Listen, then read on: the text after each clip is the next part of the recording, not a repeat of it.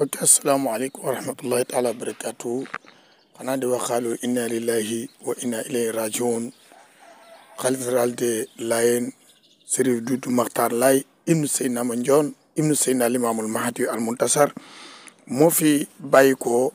tey di juróom-ñeenti fan ci mois de avril 2025 mu doon ku maandu ku bëgg lu baax koo xam ne day li yitteel ñu bëri yitteelu ko ndax ku ne xam ne tabaarakallahu këram jàkka ji jaamu yàlla taalibe yi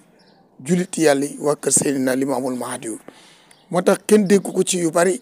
tabaarakallahu yal na yàlla xare ko aljane ci sunu tur ak turu mboolem ñi nga xam ne ñi nga ànd di liggéey fii ci Mbadiar TV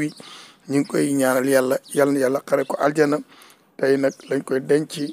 ca Yoff yal na yàlla xare ko aljana bi jaay seen na maam sallallahu alayhi wa sallam